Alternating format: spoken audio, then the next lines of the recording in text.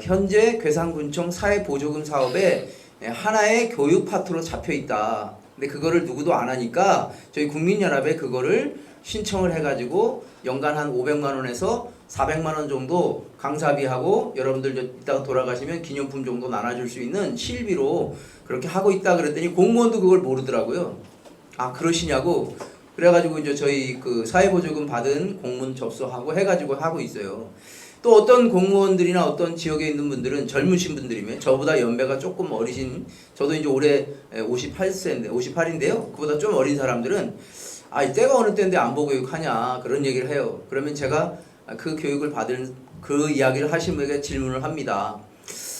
정확한 명칭은 안보의식 고취를 위한 국민교육이고 안보교육이 고려시대 조선시대에도 있었을까요 없었을까요 물어보면 뭐 말을 못합니다. 두 번째는 이율곡 선생님께서 임진왜란 전에 10만 양병설을 주장했고 그리고 준비를 해야 된다. 우리 조선반도를 지키기 위해서 지금 외구가 여러 가지 정보로 봤을 때 좀 어려운 상황이 있다.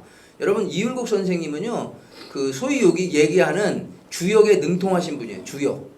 그러니까 주역이라고 하는 건 점쟁이하고는 좀 다른 거거든요. 사주팔자 이렇게 푸는 거하고는 좀 다른 겁니다.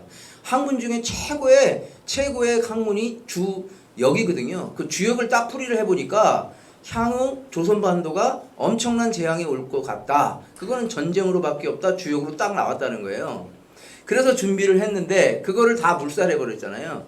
이와 마찬가지로 안보교육은 대한민국이 존재하는 한 어느 때 어느 장소에서도 어떤 형식으로든 해야 될 부분들입니다. 라고 얘기를 했더니 그분도 이해를 하더라고요. 두 번째는 제가 그랬습니다. 안보 교육한다 그러면 우리 국민들이 약간 이상하게 바라보는 시각이 왜 그렇게 됐느냐? 그거는 딱 한 가지입니다. 안보 교육을 안보 교육다운 정체성으로 교육하지 않고 표를 얻기 위해서 정권을 잡기 위해서 자기 이익에 의해서 합리화하는 그런 부분 때문에 국민 많은 특히 젊은 사람들이 안보 교육하면은 그 안보 교육이 굉장히 좋음에도 불구하고 그거를 이용해 먹고 있는 무리들이 때문에 이렇게 안보 의식이 소위 말하는 땅 밑으로 소위 말하는 똥구덩이까지 내려갔다라는 거예요. 그 얘기를 했더니 그 젊은이도 아 맞다. 그래서 저희들이 하고 있는 안보 교육은 기존에 했던 그런 안보 교육 의식 차원이 아니다. 들어봐라. 해가지고 듣고 그분도 불정면에 있는 분인데 저보다 약간 연배는 어리지만 저희 산악회 회원님도 하시고 그렇게 하고 있습니다. 그래서 오늘 제가 전해야 될 우리 안보의식 고치 교육은 한민족의 건국 정신으로 남북 통일이 아니고 신통일 한국으로 정했어요. 이게 무슨 말이냐면 한민족의 건국 정신으로 남북 통일 성취하자가 아니고 신통일 한국 이루자라고 되어 있습니다. 제 강의 내용을 들어보시면 이제 그 내용이 어떤 의미인지를 정확하게 알 겁니다. 두 번째로는 대한민국은 지금 이제 강의 들어가기 전에 대한민국은 이제 세계 7위 소위 말하는 G7에 들어갈 그래서 오늘 여러분도 알다시피 우리나라는 1950년대 1인당 국민소득 65달러입니다. 65달러라면 현재 시세로 약 한 8만 원 정도 됩니다. 한 달 월급 8만 원이 아니고요. 1년 동안 진짜 뼈 빠지게 일해도 8만 원 갖고 먹고 살았어요. 그러니까 국가가 국가답지 못해가지고 아무리 열심히 일해도 응당한 대접을 못 받고 대가를 받지 못하는 그런 나라였다라는 얘기입니다. 참으로 비참했죠. 세계에서 제일 못 사는 나라였잖아요. 세계에서 그래도 못 사는 나라라고 지금 칭하는 아프리카의 이디오피아 이런 나라가 우리나라를 도와주러 6.25 참전을 했다는 사실입니다. 근데 뭐 여러분들은 다 알고 저도 이 말을 강의를 해서 만들어서 얘기하지만 피부에 와닿지는 않아요. 근데 우리 아들들 여기에 있는 20대, 10대, 뭐 30대, 40대도요. 솔직히 여러분들하고 이런 얘기하면 피부에 와닿지가 않아요.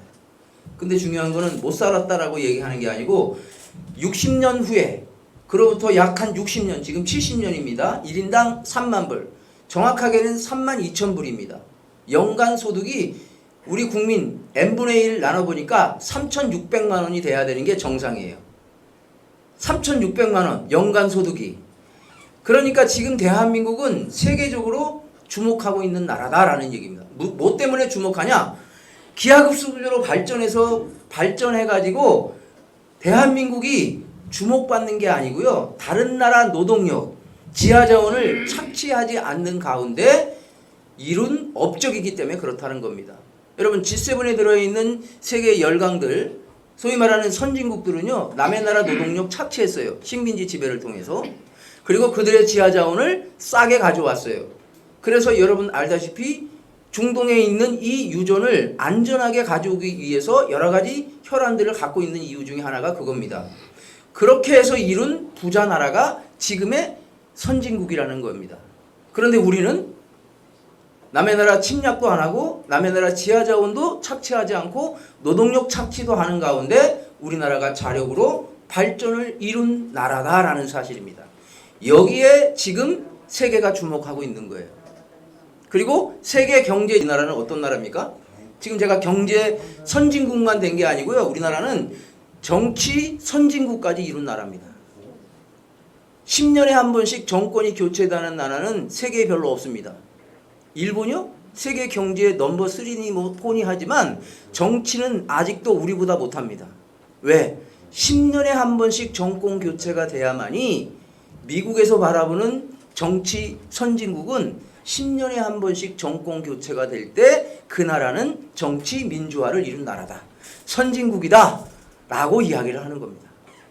우리나라가 그렇게 못 사는 나라에서 경제 발전뿐만이 아니고 정치 민주화를 이룬 롤 모델이기 때문에 세계 여러 나라 사람들, 특히 제3세계 나라 사람들, 아직도 굶주림에 이겨내지 못하는 나라 사람들은 우리나라를 지금 롤 모델로 해가지고 주목하고 있다라고 하는 부분입니다.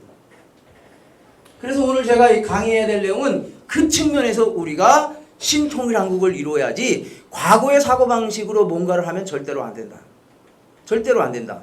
이게 지금 2022년에 우리의 대한민국의 백성들이 국민들의 사고의 전환을 빨리 해야 된다라고 하는 측면입니다.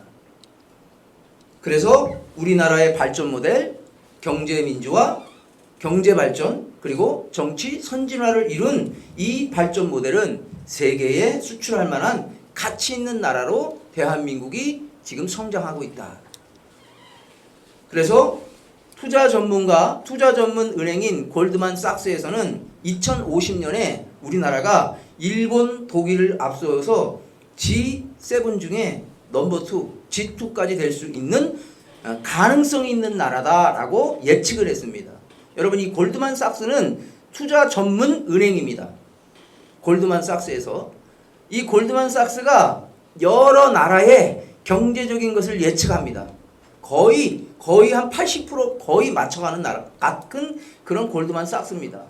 그래서 유구한 반만년 역사 속의 경제 선진국 그리고 이거 정치인데 제가 글자를 잘못 썼네요. 정치 선진국의 신화를 창조한 대한민국은 바로 세계 이 상태에서 현재 대한민국에 제거해야 될 소위 얘기하는 그늘 잘 개선하게 되면 대한민국이 세계에 어떠한 영향력을 발휘할 수 있는 질서를 재편할 수 있는 나라로 부상할 수 있다.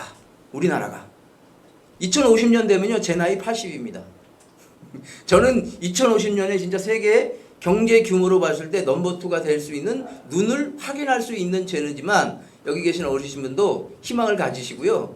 희망을 가져가지고 건강 잘 지키시기 바랍니다. 이유는 뭔지 아십니까? 의료 기술이 워낙 발달해가지고 어떻게 될지 몰라요. 쉽게 얘기하면 내 장기가 어디가 나쁘다. 그러면 TV 고치러 가면 TV 기사가 와가지고 부품 막 고치지 않잖아요. 부품을 그냥 그대로 갈아 끼우잖아요. 우리 인간도 부품을 갈아 끼우고 간이 나쁘면 간을 갈아 끼우고 그 다음에 부품을 갈아 끼우는 시대가 올지는 몰라요. 그러면 지금의 수명보다도 더 많이 길어질 수 있습니다. 그러니까 건강을 잘 지키십시오. 한 예를 들어볼까요? 제가 이 이야기하면 저도 지금 웃으면서 얘기하는데 희망을 갖고 있는데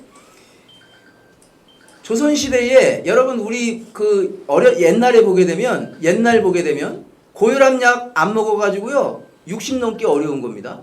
근데 고혈압약 먹어가지고 장기가 망가지는 걸 망쳐가지고 저희들 20년, 10년 이렇게 연장시켜 준 겁니다. 저희 아버지가요 70년대 당뇨를 앓았어요. 70년대 당뇨병 있는 분들이 별로 없었거든요. 그리고 저희 아버지가 거의 한 76세, 80이 못 되셔가지고 가셨는데 저는 어렸을 때 60 넘으면 다행이다 우리 아버지. 그때는 당뇨약도 안 좋았고요. 시설 여러 가지 안 좋아가지고 매년 몇 개월에 한 번씩 병원 가가지고 입원하고 그랬어요. 근데 요즘에는요. 당뇨병인 약이 얼마나 좋은지 몰라요. 그것 때문에 합병증이 별로 없어져가지고요. 우리의 병을 10년, 20년 연장시켜 준 겁니다. 그러니까 향후 우리가 어떻게 될지 모르니까 2050년까지 대한민국이 진짜 이 골드만삭스가 예측한 대로 경제 규모 2위로 갈 수 있는지 없는지 제가 만약에 어르신들 없으면 제가 기도해가지고 알려드릴게요. 제가요. 아니, 웃자고 하는 얘기인데 웃으시지도 않는데. 예. 예. 자, 그러기 위해서는 이 골드만삭스가 대한민국의 세 가지 잘못된 부분, 잘못이라기보다도 어두운 그늘을 제거하는 데 노력해야 된다. 이 세 가지가. 그래서 지금 정치, 경제 선진화를 이룬 세계 선진국분들은 바로 이 세 가지를 나름대로 잘 정리해 가고 있습니다. 완벽하지는 않지만. 그래서 우리나라도 현재 정치, 경제 선진국을 이룬 G7에 있는 나라보다도 이 세 가지 관점을 빨리 벗어버리고 개선해 나가면 대한민국은 희망이 있다. 대한민국의 희망은 대한민국 국민들의 희망이 아니고요. 지금 이 순간에도 먹을 것이 없어서 죽어가는 아까 우리 장재룡 회장님 얘기하셨잖아요. 몇 명인지 아십니까? 인구의 3분의 1이요. 제대로 먹지 못해서 힘들게 살아가고 있다니까요.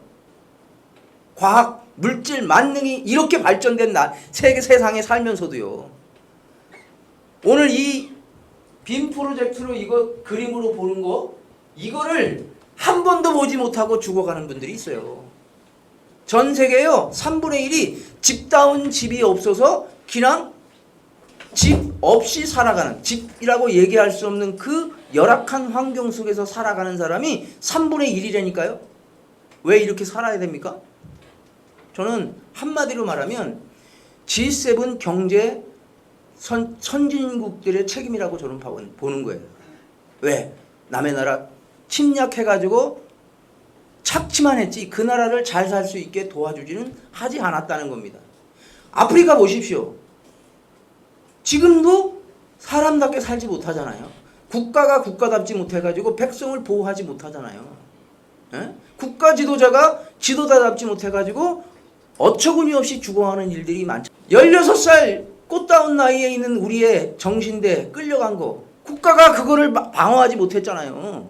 지도자가 그거를 방어하지 못했잖아요.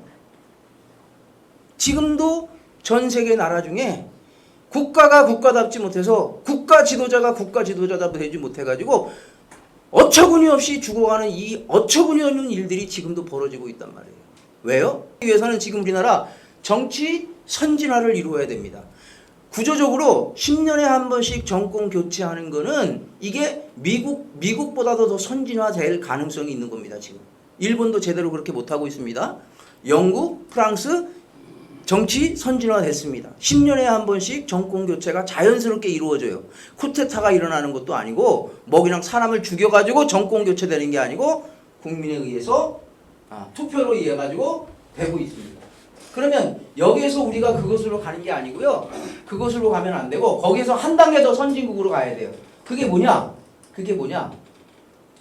정권을 잡겠다라고 하는 것에 더 혈안인 현재 정치 질서를 우리나라 정치 현황을 뜯어 고쳐야 돼요.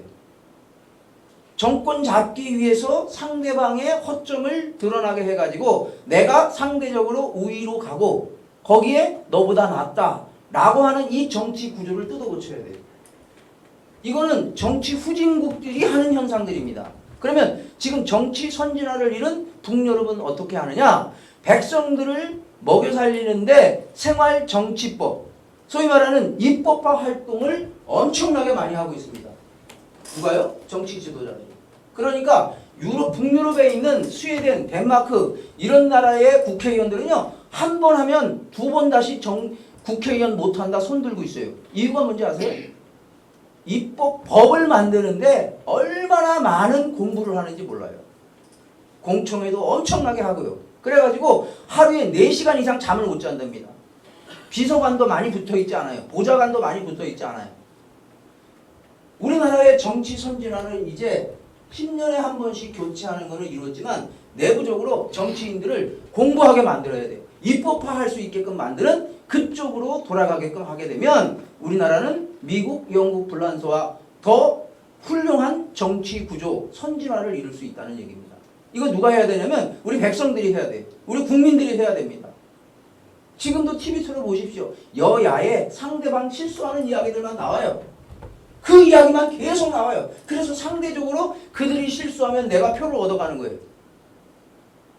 내 스스로 국민들의 백성들을 위한 입법화, 실생활에 필요한 그 법들을 만들어서 국민들을 위한 입법화 활동을 하지 않고 있어요. 얼마나 졸속으로 만드는지 몰라요. 공청회도 그냥 한 번 하는 둥 마는 둥. 북유럽에 있는 나라들은요, 한 번의 법을 만드는데 5년 동안 공청회를 해요. 그게 최근의 일이 아닙니다. 벌써 20년 전, 30년 전서부터 우리나라와 같이 데모도 많았지만 지금 그렇게 정리되고 나고가고 있다는 겁니다.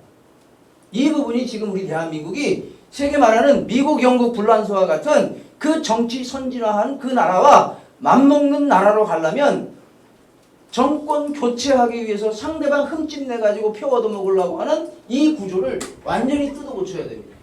누가 해야 되느냐? 우리 백성들이 그렇게 해야 돼요. 우리 국민들이 그렇게 해야 됩니다. 그래서 미국보다 더 큰 정치 성진화 돼야 돼요. 영국보다 더 훌륭한 정치 선진국 만들 가능성이 있는 나라예요. 왜?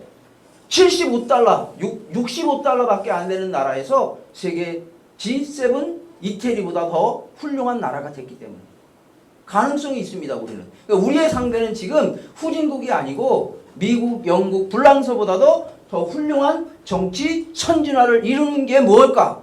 라고 하는데 집중해야 될 필요성이 있다. 두 번째로는 경제적 모순을 빨리 고쳐야 됩니다.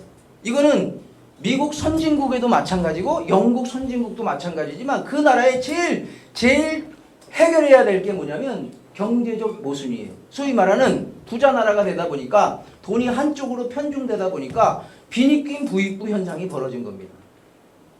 제가 80년대 그때 우리나라 80년대 제가 83학번인데요. 제가 학교 다닐 때는요. 부자와 가난한 사람하고 차이가 별로 없었어요. 괴산에 있는 분하고 서울 사람하고 그렇게 차이가 나지 않았어요. 왜? 하향 평준화를 이뤘기 때문에. 자동차 있었던 사람이 별로 없었어요. 자동차 없는 사람이 더 많았어요. 그러니까 그때는 양극화라고 하는 개념이 없었어요.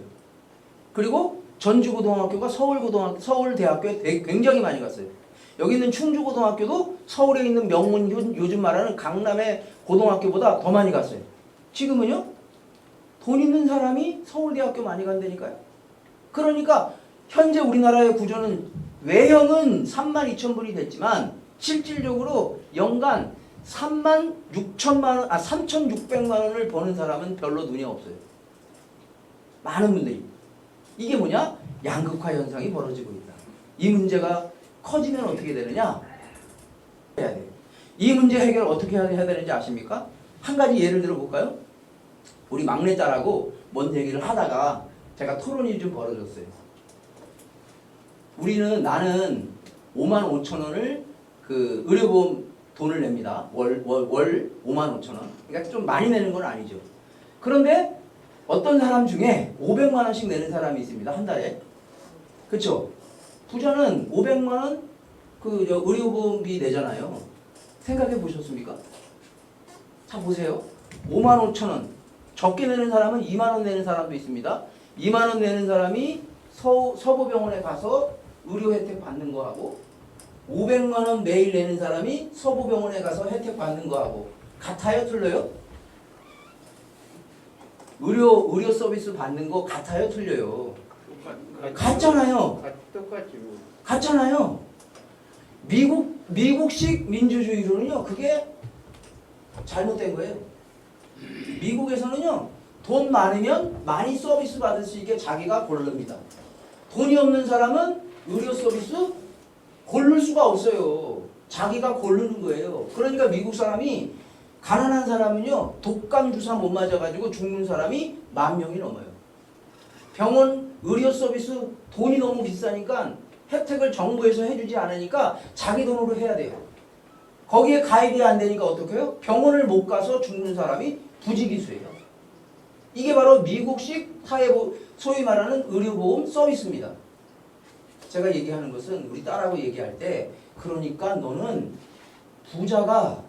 부자를 욕하면 안 되고 부자가 많은 돈을 국가에 세금을 내서 똑같이 받게끔 된 이 구조가 얼마나 행복한 나라에서 사는지 알아야 된다. 그래서 부자에게 감사해야 된다.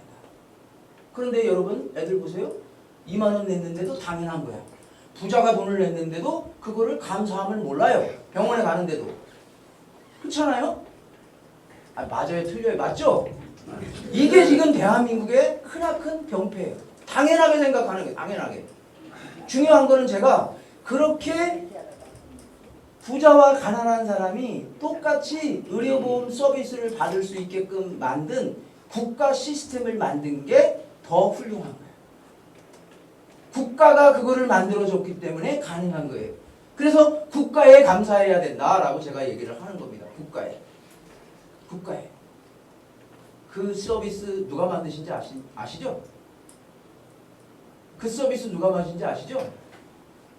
박정희 대통령이 만든 첫 단추를 그거로 한 거예요. 미국식으로 가야 되는데 미국식으로 가면 이게 부자와 가난한 자가 된 것을 아셔가지고 유럽식 소위 말하는 약간 좌파 쪽에 있는 그러니까 빨갱이는 아닙니다. 좌쪽에 있는 그거를 채택해가지고 한 거예요. 일본보다도 더 훌륭합니다. 저희가 지금 제가 얘기하는 거 그거예요. 국민과 국가가 상의하게 되면 못할 게 없어요. 의료보험 서비스 부자와 가난한 자가 같이 할 수 있는 이 시스템과 같이 우리나라도 다양하게 연구하면 된다 이거예요. 여기에 우리가 더 집중하자. 이 부분에. 그래서 부자와 가난한 자가 부자를 감사하게 생각하고 부자는 내가 돈 많이 내서 너희들 먹고 사는 거야. 이 갑질하는 사고방식 없고 같이 더불어서 대한민국을 살아가자라고 하는 이 국민의 의식을 바꿔버려야 돼요. 국민의 의식을. 그렇게 되면 우리 대한민국은 미국도 해결하지 못한 이 경제적 구조, 영국도 해결하지 못한 경제 구조, 일본도 해결하지 못한 양극화 현상을 우리가 하나씩 해결하게 되면 세계의 유일한 경제 어두운 그늘을 양극화 현상을 해결해서 세상 앞에 세계 앞에 대안을 제시할 수 있는 나라가 된다. 세 번째는요. 윤리적이에요. 윤리적. 우리나라 윤리적인 부분 그거 하나 빠졌네. 그러니까 대한민국의 양극화가 너무 심해지니까 어떻게 해요? 포기하는 세대 젊은이들이 늘어나는 거예요. 희망이 없어요. 부자가 될 수가 없어요. 공부 열심히 하면 옛날에 대학교 들어갔다니까 서울대학교요. 근데 들어갈 수가 없어요. 그래서 어떤 젊은이가 이렇게 표시를 했잖아요. 혼자 시위를 해요. 국회 앞에. 나는 다음 생에 태어나면 부자 아버지에게 태어나야 된다. 그게 나의 유일한 소망이다. 부자 아버지 어머니 없으면요. 살아갈 방법이 없어요. 지금 대한민국의 구조가. 그러니까 3포 세대 직업을 포기하고 결혼도 포기하고 자녀를 낳는다는 거 언간현실. 이 3포 세대, 5포 세대들이 지금 늘어나는 이유가 그들이 열심히 일하면 되겠지라고 하지만 어느 정도는 먹고 살 수 있지만 좋은 차 끌고 다니는 사람이 너무 많은 거야. 큰 집 서울에서 그냥 20평짜리 아파트 한 번 살아보질 못해. 꿈도 꿀 수 없는 이 시대가 돼버린 게 지금 대한민국의 어두운 경제적 모습입니다. 이거 국민이 정말로 머리를 맞대서 모두가 잘 살 수 있는 방법, 의료 서비스 만든 것과 같은 형식으로 뭔가 할 수 있는 방법을 더 집중해야지 다른 것 때문에 그냥 막 TV에 나오고 하는 거면 저는 솔직히 화가 납니다. 요즘에. 여든이 아들. 윤리적 모순. 대한민국의 윤리적 모순은 뭐 말하지 않아도 너무너무 많이 윤리적으로 떨어졌잖아요. 그러니까 이 윤리적 모순을 해결하는 이 세 가지 문제를 해결하기 위해서 우리는 새로운 패러다임의 국민의 의식이 좀 바뀌어야 되겠다. 그러기 위해서는 우리 한국이 이룩한 성과 제3세계 나라 수출해야 됩니다. 빨리. 그래서 모두가 다 어느 정도 우리나라 80년 후반 정도 되는 그런 나라로 만들어가지고 모두가 다 그래도 기아에서 벗어나고 이렇게 할 수 있는 그런 세상을 만드는 주역의 나라가 되자. 우리나라 지금 보십시오. 저 우크라이나 전쟁 나는 거 보세요. 지금은요 우크라이나가 일어난 일들이 우리하고 상관이 없는 게 아니고 직접적으로 우리한테 피해를 주는 시대가 왔어요. 저 땅끝 끝에 있는 작은 나라의 잘못된 현상 리스크가 벌어지면 우리한테 영향이 오는 그런 시대인 거예요. 이런 시대를 뭐라고 하냐면 글로벌화된 시대다. 국경 없는 사회가 됐다. 우크라이나에서 전쟁이 일어나는데 우리에게 왜 식용유가 올라가야 되냐고요. 예? 아니 왜 우리가 이렇게 피해를 받아야 되냐고. 이게 바로 뗄래야 뗄 수 없는 거다. 쉽게 얘기하면요. 제 새끼손가락을 강아지한테 물리면 새끼손가락만 아파야 되는데 이 물리면 온몸이 아픈 거하고 똑같습니다. 우크라이나에서 전쟁이 일어나면 우리나라에 아픈 영향력이 온다. 그래서 의식을 고치시켜야 돼요.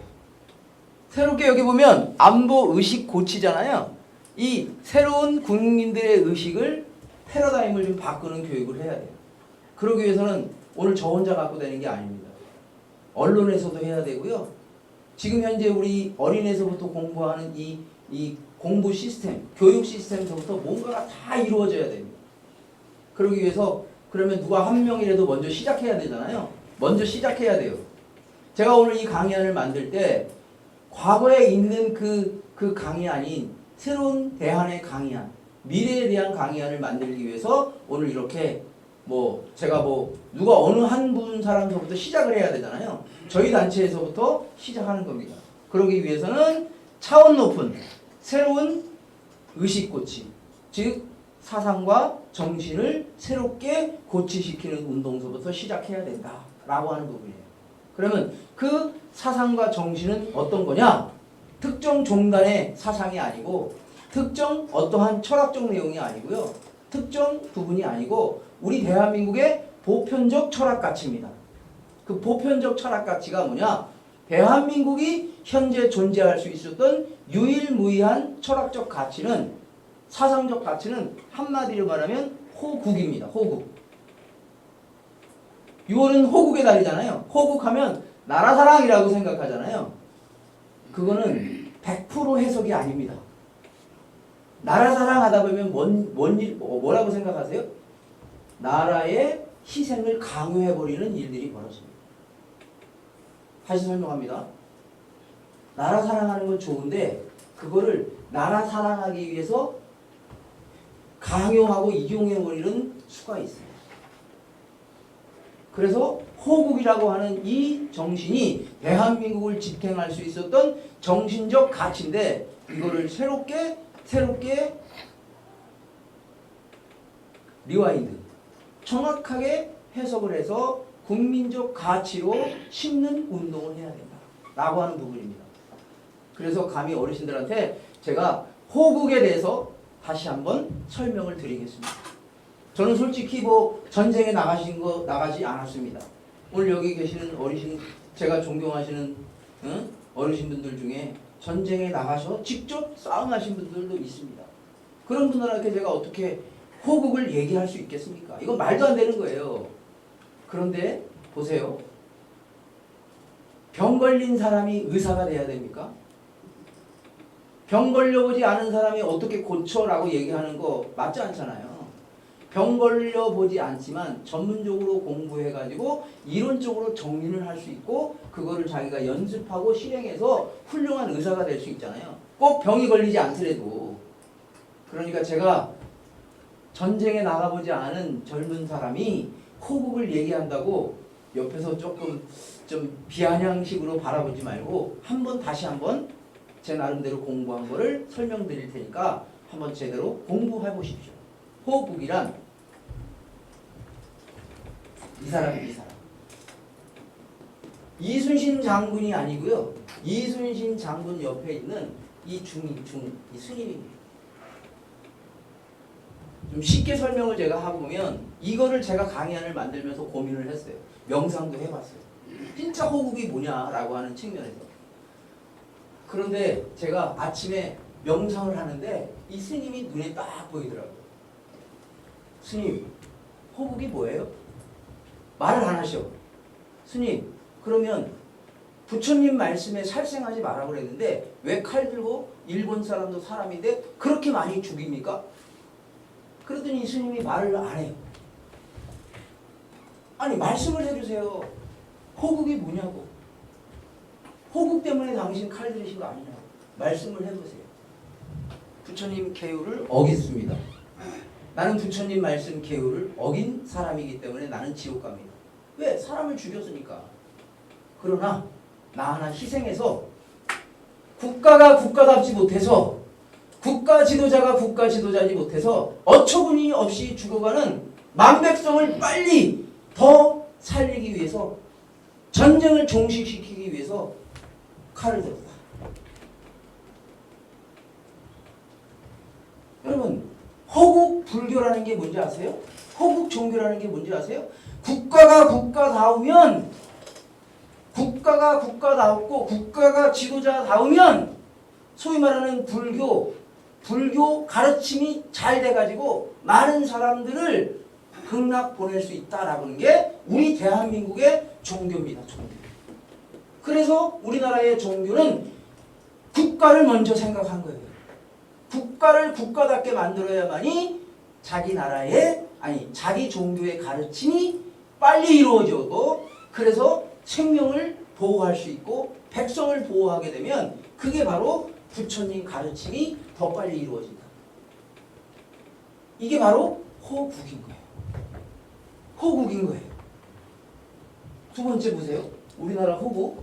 몽골하고 43년, 약 50년 가깝게 전쟁을 잃은 유일무이한 나라예요. 우리나라가. 세계에서 제일 최강이었잖아요. 몽골이. 한번 유럽에 몽골이 기마병이 딱 뜨면 다 도망갔어요. 그냥 만나면 사그리 그냥 싹 죽여가지고 무서워가지고요. 이 몽골 기마병이 오면 다 도망갔다니까요. 유럽이. 그래서 유럽의 3분의 1을 다 장악한 세계의 제일 큰 영토를 갖고 있는 세계의 유일한 강력한 나라입니다. 그런데 이 나라가 조그만 대한민국을 고려를 빨리 끝내지 못했어요. 43년 동안 전쟁을 했다니까요. 당시에 최씨 무신 정권인 이 무신 정권이 몽골이 전쟁을 할 때 도망 화합하고 이렇게 대충 조공 바치고 하자라고 할 때 적어도 우리나라는 무신 정권인데 어찌하여 피하냐 일전을 불사하자 해가지고 몽골하고 싸우려고 준비를 합니다. 무신 정권이. 그런데 칼을 만들어야 되는데 느닷없이 칼을 안 만들고 뭘 만들어요? 같이 읽어볼까요? 시작. 팔만대장경을 만드는 것부터 시작합니다. 이 세계에 유일 없는 나라라니까 우리나라가. 전쟁을 하자라고 한번 몽골하고 싸워보자 라고 했으면 칼을 만들고 뭐 군사를 모집하는 것도 했지만 거기에 제일 먼저 이거부터 하자. 팔만대장. 부처님의 가르침으로 우리나라를 지키게 해달라고 하는 그 말이 아닙니다. 누구는 그렇게 얘기를 해요. 팔만대장경을 만든 이유가 부처님께 대한민국을 보호할 수 있게 해달라고 누구 말을 그렇게 해요. 근데 그것도 맞지만 진짜 맞는 말이 아니에요. 왜 이것 때문에 만든지 아십니까? 고려는 불교 국가입니다. 전 국민을 먼저 정신무장 통일시켜야 된다. 그거 하지 않고 칼 아무리 만들어도 이길 수 없다. 강한 상대하고는 정신력으로 먼저 돼야지. 총칼, 이 칼 더 많잖아요. 기술적으로 더 훌륭하잖아요. 몽골이. 기술적으로 강력한 나라한테 이기는 방법은 정신무장서부터. 사상 통일시켜야 됩니다. 정신을 하나로 만드는 것부터 시작해야지 강력한 나라에 이기는 방법이다. 그래서 만든 게 팔만대장경. 이거. 그래서 이 팔만대장경 해인사에 있잖아요. 세계 유네스코에 들어갔는데 얼마나 보물인지 몰라요. 8만자를 활자로 찍게끔 만드는데 그걸 하나씩 나무로 찍는데 글자가요 오타가 하나도 없어요. 여러분 보세요. 내가 글자를 8만자를 쓴다고 생각해 보세요. 그러면 틀린 글씨가 있어요 없어요? 엄청나게 많다니까요. 저도 일요일날 한번 설교문을 작성하려면요 틀린 글씨가 얼마나 많은지 몰라. 아까도 제가 정치 선진한데 정체 선진하라고 내가 오타를 썼다니까. 그런데 그 8만자가 하나의 오타도 없고요 똑같은 채로 다 만들어졌어요. 가히 이거는 신비스러운 거예요. 신비스러운. 그러니까 이걸 만든 사람이 만든 그 기술자들이 얼마나 혼을 집어넣는지 모르는 거예요. 혼. 한자 한자 쓸 때마다 한자가 만들어질 때마다 경배를 드렸다는 거예요. 부처님 앞에 국민들이 하나 되게 해주세요. 이 어려운 난국을 극복하게 해가지고 수많은 백성들이 죽지 않게 해달라고. 그렇게 해서 만든 글자가 8만 대장입니다. 우리나라가 그런 나라예요. 우리나라 축구하면 일본하고 무구하고 하면은 제일 먼저 뭘부터 얘기합니까? 기술적인 거 얘기하지 않잖아요. 에? 저 친구는 저들 하는 거 보니까 정신력이 없어. 강한 상대하고 이기는 방법이에요. 강한 상대하고 이기는 거는 기술적으로 뭔가를 하려고 하면 절대 이길 수 없어요. 현재 상황에서 극복하는 방법. 이게 바로 대한민국을 지탱하게 했던 유일무이한 가치, 호국 정신이었다라는 호국 정신. 대한민국 민족대표 33인 천도교, 기독교, 불교 지도자가 대한민국 이 조선이 이대로 되면 방치되면 안 되겠다 해가지고 먼저 회의해가지고 만세운동을 전개했죠. 만세운동 전개했는데 그게 전국적으로 일파만파 퍼져가지고 국민 10%가 참여하는 엄청난 일을 벌린 겁니다. 지금은 스마트폰, 언론 해가지고 막 퍼졌잖아요. 그때는 아무것도 없는데 전 국민의 10%가 참여했어요. 유관순 누나요? 아니 보세요. 유관순 누나 기독교잖아요. 그러면 병천에 가가지고 그렇게 많은 사람을 끌어모을 때 처음에 쉽게 됐겠습니까? 당시에 거기에 향교에 다니는 어르신들, 양반님들이 가가지고 기독교 신자가 가서 이거 하자 그랬을 때 그 양반 어르신들이 그래 하자 그랬겠습니까? 유관순 누나가, 유관순 열사가 그 아우네 장터에 사람을 끌어모을 때 그렇게 쉽게 된 게 아니었다라는 거라니까요. 기독교 신자지만 서울에서 이뤘던 이 내용들을 낱낱이 설득해가지고 구름대와 같은 병천 아우네에 찾아온 겁니다. 병천만 그런 겁니까? 북쪽에도 남쪽 끝에도 그 소문이 나가지고 10% 이상이 참여를 했어요. 엄청난 거예요. 그러니까 일본 순사들이, 일본 총독부가 깜짝 놀란 거예요. 이 조선이라는 나라 두드러 패면 다 다스려지겠지. 이 현상을 보고 깜짝 놀라가지고 무력 통치를 하지 않고 이제 문화적으로 회유시키는 정책으로 바꿔버린 거예요. 이 조선민족 함부로 했다가 안 되겠다. 그래가지고 두드러 패고 그냥 막 그랬던 그 정책이 아닌 문화 정책으로 바꿔버린 거예요. 두 번째, 대한민국의 소위 말하는 지도자들이 충격을 받은 거예요. 우리가 이대로 있으면 안 되겠다. 그래가지고 만든 게 임시정부예요. 임시정부. 대한민국이 희망이 없다. 소위 말하는 배운 사람들이 대한민국은 이제 조선은 희망이 없다. 다 포기하고 있다가 백성들이 10%가 일어나는 이 현상을 보고 배운 우리들이 가만히 있으면 안 되겠다. 만든 게 임시정부예요. 임시정부. 여러분, 불란서가 나치한테 당해가지고요. 거기도 임시정부 만들었거든요. 그래서 불란서가 승전국이 됐어요. 그런데 불란서에서 만든 프랑스가 만든 임시정부는요. 우리나라 임시정부 활동한 거 보면요. 100만 분의 1도 안 되는 아주 미약한 활동이에요. 프랑스는요. 우리나라 임시정부는요. 세계에 무일하게 식민지 지배를 받으면서 임시정부 활동했던 기록은 전 세계 나라에 없는 역사적 가치가 있는 이 자료들이에요. 프랑스는요. 하지 않았다니까요. 형식만 명패만 붙어 있었어요. 명패만. 그러다가 승전국이 되는 외교가 아주 능숙한 드골이라는 사람이 있어가지고 그래가지고 승전국에 아무것도 하는 것도 없는데 들어갈 거예요.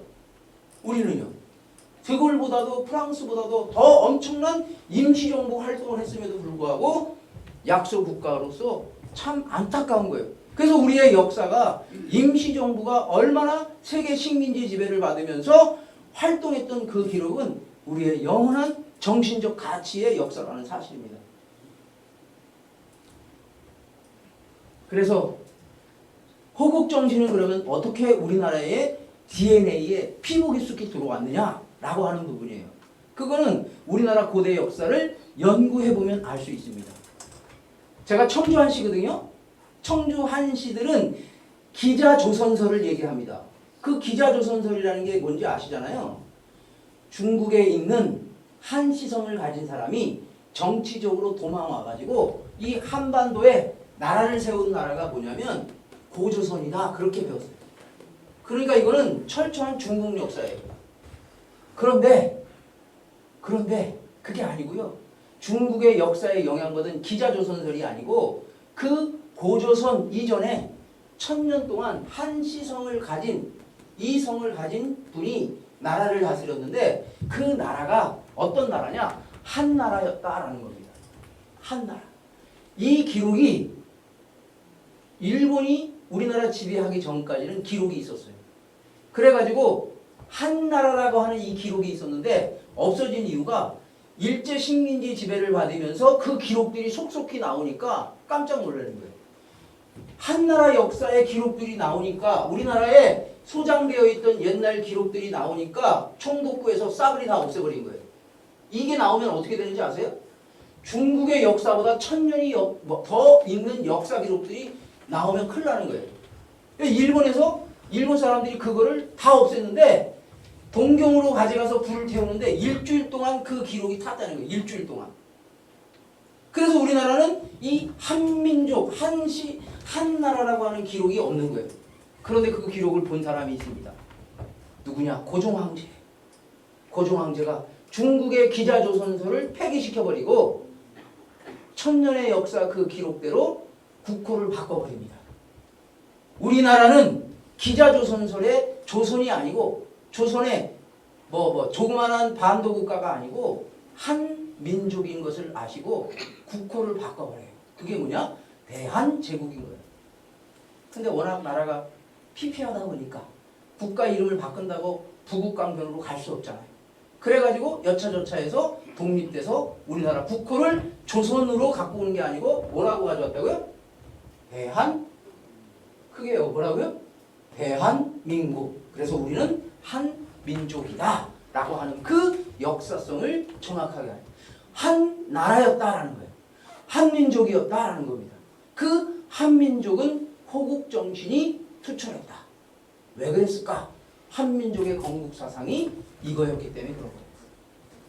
한민족의 건국사상 처음에 경천애인입니다. 같이 한번 읽어볼까요? 시작.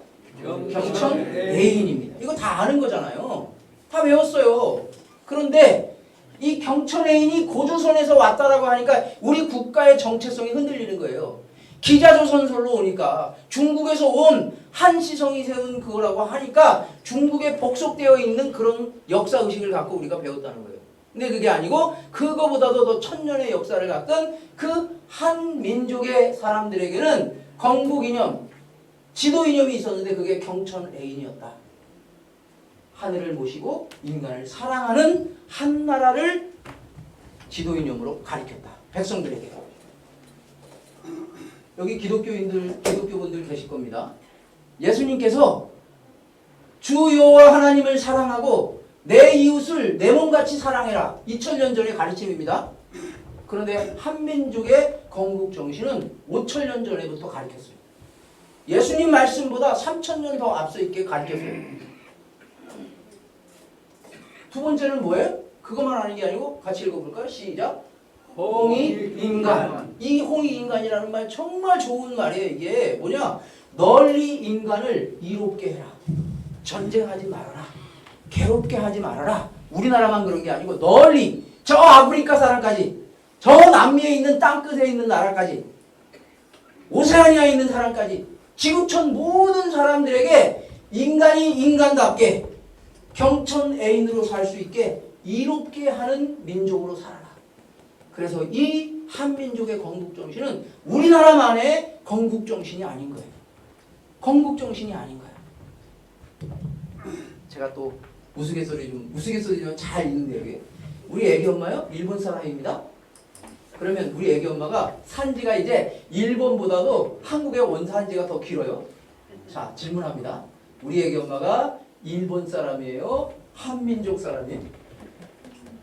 한민족 사람이 아프리카 사람이 검은 사람이 이 세상을 이 사상으로 살면 한민족이에요? 아프리카 사람이에요? 한민족 사람. 대한민국이 전 세계 사람들을 한민족 사람으로 만들어 버려야 돼요. 그러면 우리나라 부국강변입니까? 널리 인간을 이롭게 하니까 지금도 사람답게 살지 못하는 사람들에게 국가를 만드는 역할을 우리가 해야 돼요. 대한민국이. 국가 지도자답게 해서 백성을 보호하고 정치, 경제적으로 선진화를 이룰 수 있게 우리가 그 역할을 해야 돼요. 아프리카요? 프랑스 말 듣지 않아요. 돈 빌릴 때만 신용만 하지. 중국? 돈 빌릴 때 신용하지 절대 그 사람들 신뢰하지 않아요. 근데 우리나라가 만약에 2050년에 세계 경제 규모 2위가 되고 정치 성진화도 이루고 윤리적으로 도인 같은 사람들이 살아가는 그런 나라가 됐다라면 우리나라가 정치, 세계 질서에 뭔가 입김을 불어넣을 수 있는 우리말을 들을 수밖에 없는 환경을 만들어서 그들이 우리말을 들을 수 있게끔 되게 된다는 거죠. 그래서 여러분 이 사상을 잃어버리지 않게끔 만들기 위해서 아까 우리 애국가 불렀잖아요. 그렇죠? 애국가 작곡은 누가 했는지를 아는데 작사는 누가 한지 아세요?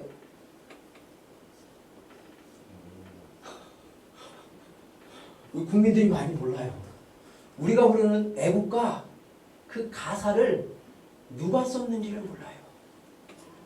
작가 미상이. 아니 오늘 처음 하시는 분들이 있는가 본데요. 너무 깜짝 놀라시는 분이 있는데 미상의 미상. 거기에 뭐가 들어갔다고요? 이게 들어갔어요. 이게. 같이 읽어볼까요? 시작. 하나님이 보호하사. 사상. 하나님이 보호하사. 우리나라 만세. 동해물과 백두산이 마르고 닳도록. 동해물이 말라요? 안 말라요? 안 말라. 그럴 정도로 대한민국을 보호하사. 우리나라 현재 대한민국이 이루어진 거다. 뭐 때문에요? 하나님이 보호할 수 있는 사상을 갖고 있기 때문에. 하나님이 좋아하는 하나님하고 가까운 철학적, 사상적 배경이 없으면 하나님 떠나는 거예요. 그런데 우리나라는 하나님이 사랑할 수밖에 없는 이 철학적 가치를 갖고 살아가는 민족이니까 싹수가 좋으니까 보호하는 거예요. 왜? 이 나라만 잘 살게 하는 게 이 나라를 잘 보호하게 되면 세계 백성, 하나님도 아프리카도 하나님이 보호해야 될 대상이 되니까요. 그 나라까지도 영향력을 끼칠 수 있는 첫 번째 나라이기 때문에 하나님이 우리나라를 보호하신 거예요. 그런데 우리나라가 이 내용이 없어지면 동해가 마릅니다. 떠나요. 그래서 우리 대한민국 분들이 우리 어르신, 우리 할머니가 그러더라고요. 겉으로는 맛있는데 아주 예쁘게 생겼는데 먹어보면 맛대가리 없는 게 있더라. 거기에 뭐가 요 앞에 한 글자가 붙는데 개자가 붙는다 그러더라고요. 게살구. 예? 들어보셨어요? 게살구.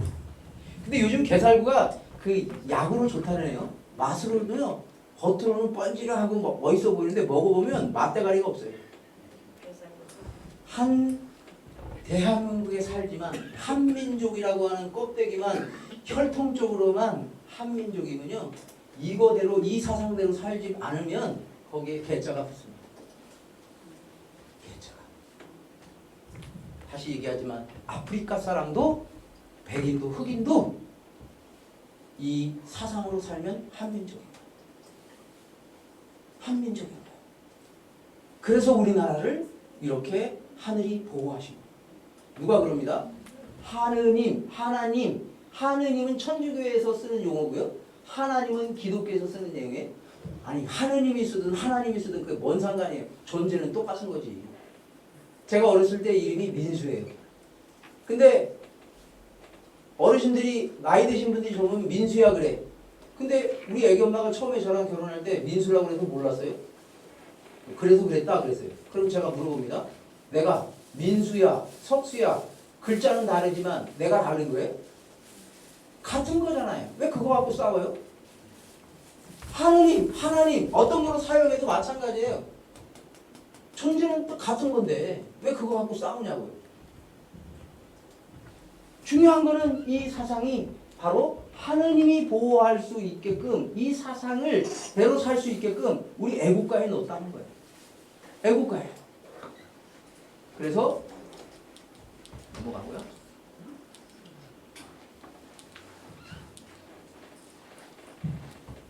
중요한 거는 이제 북한의 문제가 또 남았어요. 북한의 문제. 근데 저는 북한 문제에 대해서 어떻다 저떻다 방안을 얘기하지 않겠어요. 현실 있는 그대로만 얘기할 거예요. 죽으나 사거나 이 북한 문제를 어떻게든지 해결해야 돼요. 근데 이건 뭐 어떻게 좁힐 수도 없고 어떻게 하지도 못하고 그냥 지금 그런 상황이잖아요. 근데 있는 그대로만 설명합니다. 남북한의 지하자원 매장량을 비교하게 되면 남한과 북한의 지하자원이 이렇게 엄청난 차이가 있습니다. 그래가지고 이 CEO가 뭐라고 그러냐면 이분은 자전거를 만드는 사람입니다. 자전거에 들어가는 그래파이트라고 하는 이 재질이 제일 좋은 흑연이 북한의 흑연이라는 거예요. 그런데 북한 흑연을 가져오면 6kg밖에 안 됩니다. 비싼 자전거요. 이 손가락으로 들어요. 6kg. 근데 외국에서 수입해 온다는 거예요. 비싸게. 재질도 안 좋대요. 근데 북한 걸 가져오면 가격이 한 20% 30%가 다운되고 더 훌륭한 자전거, 가벼운 자전거를 만들 수 있는데 같은 한민족인데 왜 우리는 사용하지 못합니까? 이 사람이 그렇게 얘기를 하더라고요. CEO의 경제 입장에서. 여러분 보세요. 북한의 철광석 엄청나게 많이 매장량이 깔려 있습니다. 근데 포항제철에서 쓰고 그거를 제조하게 되면 현재 우리 자동차가 더 싸게 팔릴 수 있어요. 그런데 이게 사용하지 못해요. 물론 북한이 이거는 잘못하고 있는데 어찌됐든 간에 현재 있는 그대로를 설명하는 겁니다. 또 보세요. 북한의 중국 무역 의존도가 점점 많아지고 있어요. 2000년도에는요 중국 의존도가 없었어요. 24%밖에 안 됐어요. 근데 지금은 중국의 수출 의존도가 판매하는 나라가 그 중국이 93%. 그리고 중국에다 파는 게 뭐냐면 남한의 수많은 지하 자원들, 그냥 토각이에요. 물론 돈을 받지만 싸게 나가는 거죠. 그걸 제조 가공하게 되면 더 훌륭하게 비싸게 팔 수 있는데 그거를 가져가. 보세요. 남북한이 통일이 되지 않더라도 남북한 자유 경제를 하게 되면 그 경제 효과가 1경 1천조 원이래요. 북한의 노동인과 천연 자원을 활용하게 되면 우리나라의 기술력하고 우리나라의 자본력하고 활용하게 되면 통일은 안 되더라도 남북한이 자유 경제 무역을 한다는 그 현상으로만 들어가도 북한의 천연자원 1년에 16조 원의 경제 비용이 나타난다. 아까 자전거 회사, 포항제철, 자동차 이런 여러 가지 북한의 지하자원 활용되면 천연자원만 16조 원의 경제 효과가 나타난다라는 얘기예요. 그렇게 되면 우리나라가 어떻게 되는지 아십니까? 예? 세계 넘버 2로 가는 거 2050년까지 갈 필요가 없어요. 그래서 세계에서 돈을 제일 잘 투자하는 짐 로저스라고 하는 사람은 이제 돈 벌 수 있는 세계의 나라 중에 한반도밖에 없다. 단 북한과 남한이 자유 경제 협력이 이루어질 때 가능하다. 그래서 자기는 전 재산을 이제 일본 거 예산, 일본에 투자했던 거 다 빼고요. 일본에 희망이 없다라고 보고 대한민국이나 한반도 쪽에 전 재산을 투입하려고 투자하려고 지금 준비하고 있다. 그렇게 얘기했다니까요. 그러면 우리나라 지금 애기 안 낳잖아요. 경제가 활성화되면요, 아기를 낳게 돼 있다. 그 사람이 그러더라고요. 아기를 낳게 돼 있다. 그런 것까지도 다 해결할 수 있다. 그렇게 얘기를 합니다. 또 하나 보세요. 이게 유럽으로 가는 열차와 도로입니다. 우리나라가 삼성에 있는 제품을 유럽에 있는 나라에 팔려면 지금은 배를 타서 갑니다. 배를 타서 갑니다. 그런데 북한을 경우해 가지고 이 중국을 경우해서 비단길을 경우해서 북한 이 유럽으로 가는 길, 러시아를 통해서 가는 길보다 3주 빠릅니다. 3주. 몇 주요? 3주가 빨라요. 그러면 북한하고 이게 우리 서울에서 부산에서 북한을 경과하는 것을 통과하지 못하면 우리는 배로 가야 돼요. 그러면 우리 경제가 3주가 늦어지면요, 경쟁력이 떨어지는 거예요. 그래서 우리나라가 북한 문제를 어떤 형식으로든 빨리 해결을 해야 돼요. 그러지 않으면 우리한테 자꾸 불리해요. 그러니까 김정은이가 트럼프하고 베트남에서 회담할 때 비행기로 충분히 가는데도 열차로 가는 이유가 그거예요. 우리나라의 위치가 유럽하고 통할 수 있는 거다. 우리 남한 사람들한테, 우리 대한민국 사람들한테 보여준 거예요. 전 세계 사람들한테. 전략적 요충지를 갖고 있는 나라다. 그거를 보여주는 거예요. 일본도 그러면 일본도 막히잖아요. 유럽으로 가려면 배로 가야 되니까. 일본은 푸틴하고 얘기해가지고 위에 있는 홋카이도에서 블라디보스토크 거기까지 다리를 놓겠다. 하게 해달라. 우리나라가 못 들어오게 하잖아요. 일본이 우리나라 부산을 통해서 해저턴으로 가면 쉬운데 안 되니까 다방면에 유럽으로 갈 수 있는 이 열차를 이용할 수 있는 길을 지금 모색하고 있는 거예요. 그럼 우리가 이 북한 문제를 해결하지 못하면 우리나라는 어찌됐든 간에 지금에 있는 경제 규모가 발전하지 못하는 낙동강우리할 상태가 되는 거예요. 그러니까 죽으나 사나 어떻게든 대한민국 모든 사람들은 이 문제를 어떻게 해결하고 방안은 제가 얘기하지 못합니다. 왜? 너무나 다양한 이야기가 나오니까 함부로 말을 할 수가 없어. 근데 현재 처한 우리의 있는 거를 얘기합니다. 또 하나 예를 들어볼까요? 우리가 저기 대천항을 가게 되면 옛날에요. 반드시 거쳐야 되는 게 칠갑산 휴게소입니다. 칠갑산 휴게소 조금 올라갑니다. 삐뚤삐뚤 해가지고 칠갑산 노래가 쫙 나오고 거기 막 사람들이 서쪽으로 가려면 거기를 반드시 거쳐야 돼. 그러니까 이 휴게소가 얼마나 장사가 잘 되는지 몰라요. 여기 어르신들 다 갔을 거예요. 근데 제가 몇 년 전에 거기를 갔는데 사람이 없네? 이거 왜 그러지? 그랬더니 그 옆으로 도로가 팍 뚫렸더라고요. 뒤쪽으로.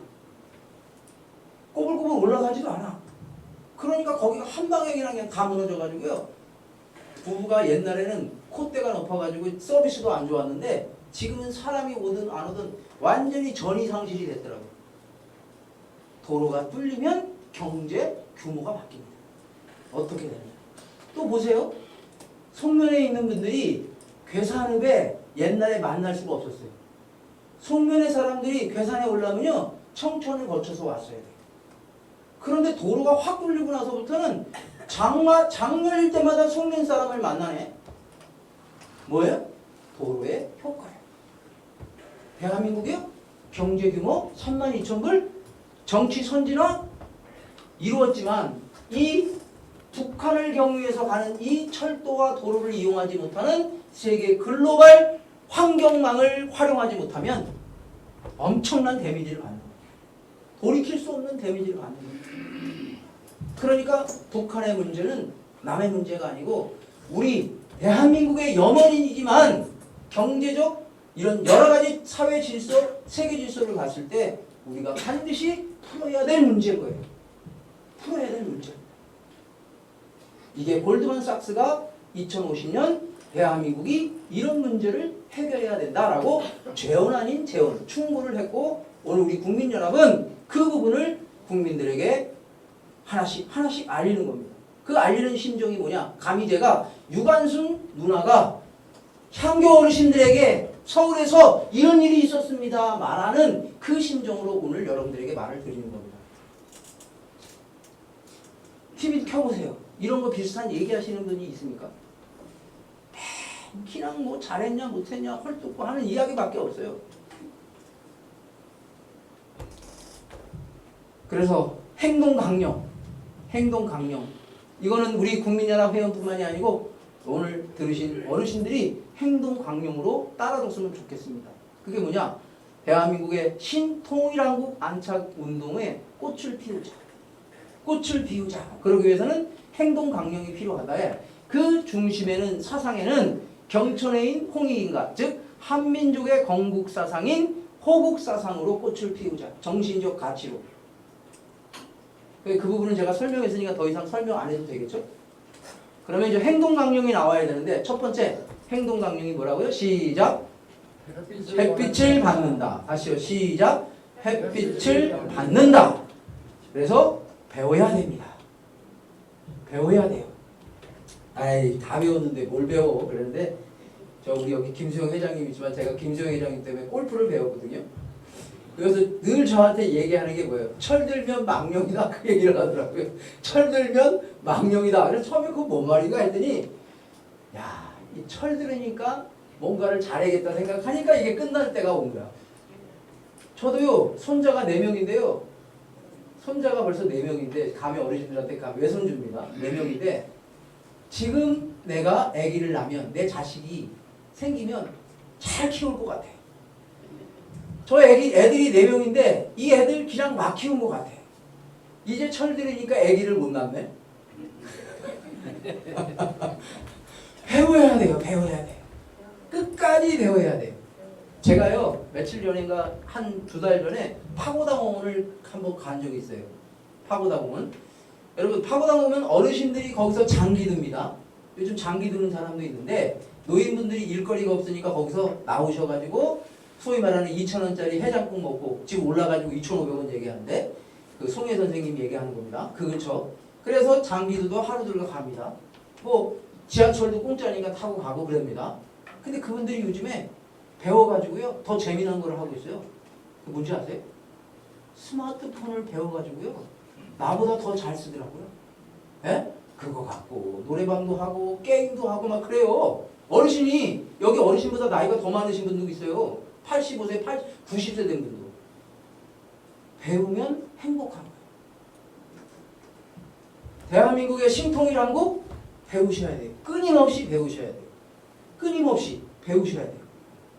끊임없이. 그래서 세상 물정이 어떻게 돌아가는지 TV에서 나오는 것만 보지 마시고 인터넷에 나오는 유튜브만 보지 마시고 다양하게 배우셔야 돼요. 그래서 공자님께서 뭐라고 그러셨습니까? 제가 제일 좋아하는 단어입니다. 학이 시습지면 불역 낙후하. 배우면 이보다 행복한 게 없다. 즐거움이 없다. 그 얘기입니다. 배우셔야 돼요. 언제까지요? 철들을 때까지. 철들을 때까지.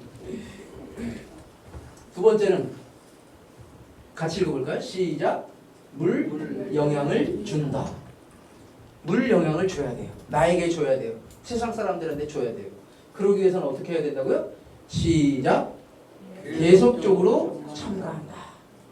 아이 거기는 우리 종단하고 달라서 안 해. 거기는 뭐 나이들이 많아서 안 해.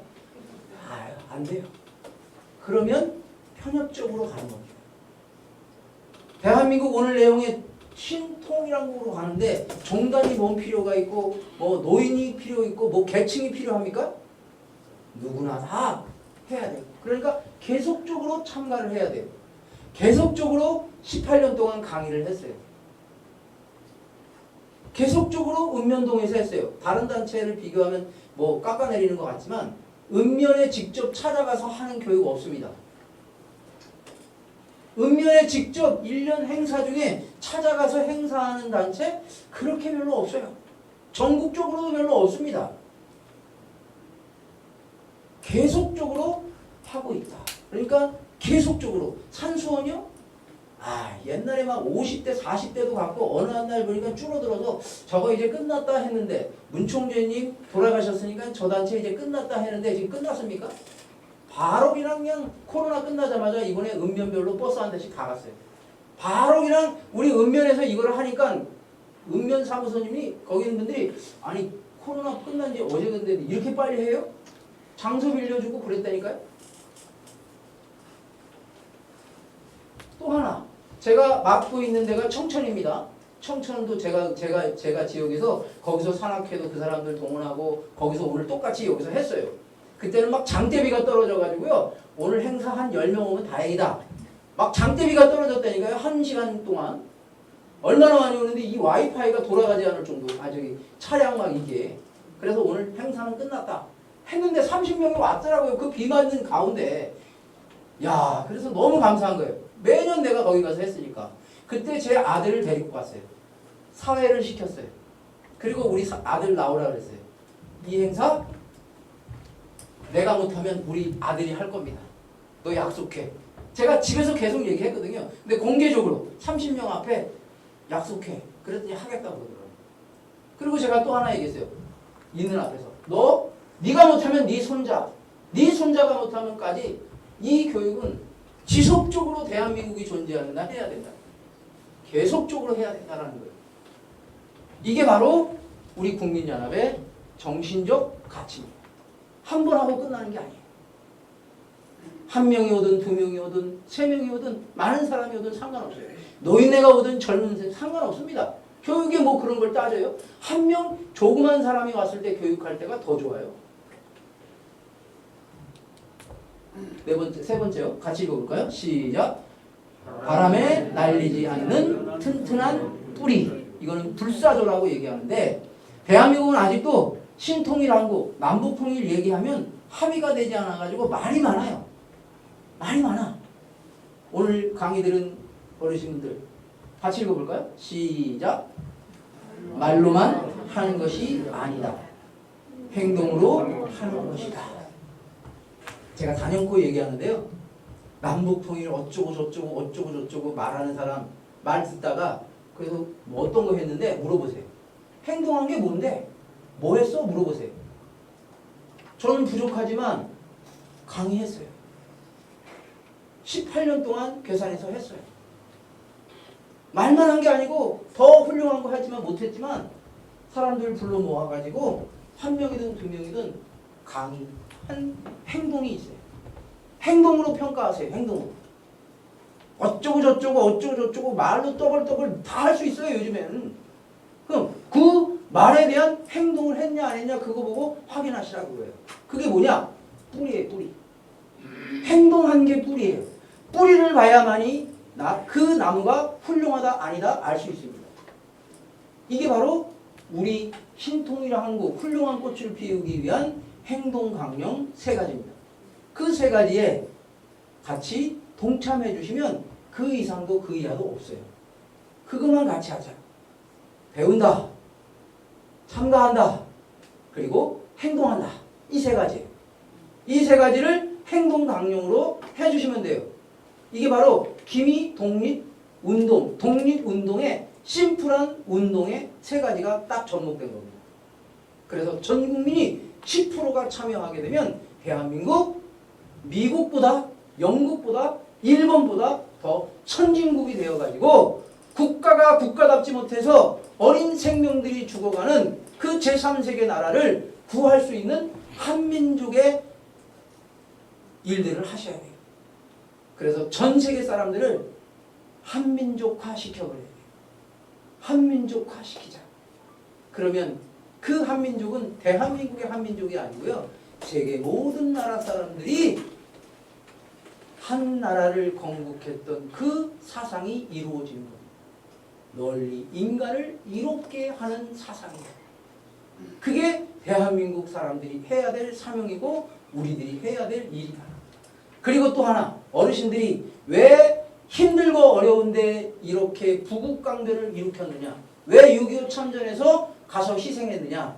바로 이 한나를 만들기 위해서 어르신들이 이렇게 고생하신 이유가 거기에 있어요. 여러분들의 고생한 그 꽃을 우리들이 반드시 이룬다. 내 자식이 이룰 수 있게끔 반드시 만든다. 이게 우리 국민연합의 모토고 사상이고 행동 강령이에요. 마치겠습니다.